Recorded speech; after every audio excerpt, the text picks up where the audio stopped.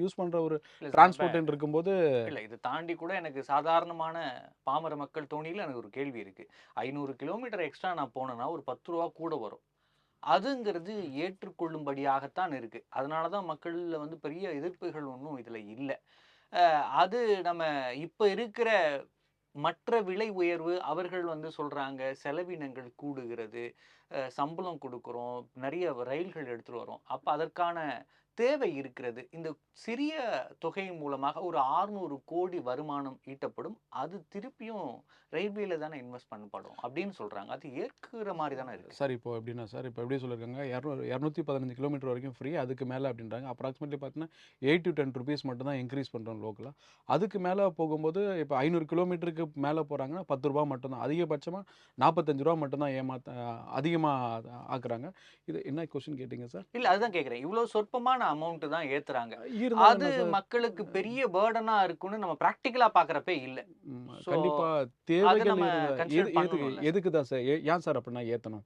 ஏத்தாமலே இருக்கலாம்ல. இப்ப நீங்க வந்து ஒரு ட்ரெயினை ஒரு இயர்லி ஒரு வருஷம் முடிஞ்சதுக்கப்புறம் ஃபினான்ஷியல் ஸ்டேட்மெண்ட் ரிலீஸ் பண்றாங்க. என்னன்னா, இவ்வளோ ரெவென்யூ இருக்கு, இவ்வளோ எக்ஸ்பெண்டிச்சர் இருக்கு. அதே மாதிரி இன்னைக்கு ஒவ்வொரு வாட்டியும் நீங்க வந்து ட்ரெயினோட ஃபேர ஏத்தும்போது, இவ்வளோ செலவினங்கள் இருக்கு. வரக்கூடிய காலங்கள்ல இவ்வளோலாம் ட்ரெயின் நாங்க விட போறோம். அதுக்காக ஏத்துறோம் அப்படின்னா, வெல் அண்ட் குட். அந்த மாரி எதுவுமே பண்றதில்லல்ல சார். இப்ப ஜூலைல தானே ஏத்துனாங்க.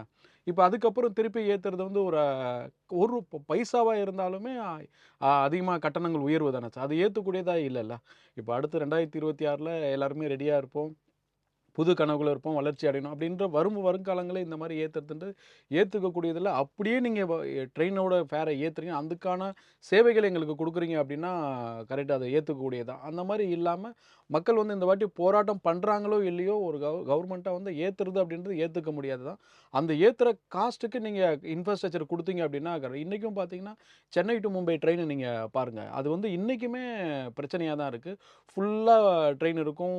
உள்ள போய் பார்த்தா எதுவுமே நீட்டா இருக்கு. பயோ டாய்லெட் அது இதுன்னு என்னென்னவோ கொண்டு வந்தாலும், இங்கேருந்து கிளம்புற ட்ரெயின் ரேணிகுண்டால போகும். ரேணிகுண்டால எல்லாமே ஃபுல்லாவே கிளீன் பண்ணுவோம். இருந்தாலும் அடுத்து ஒரு ஸ்டேஷன் போறதுக்குள்ள ஃபுல்லாவே ஸ்மெல் வருது. நெறையா பிரச்சனைகள் இருக்கு. இன்னமும் பார்த்தீங்கன்னா, வந்தே பாரத் அந்த மாரி அ அடிப்படையா மக்கள் வந்து எத யூஸ் பண்றாங்களோ, அத சரி பண்ணாம, வந்தே பாரத்லயே ஃபுல்லா கான்சன்ட்ரேஷன் பண்றதுன்றது ஒரு சரியா இருக்காது.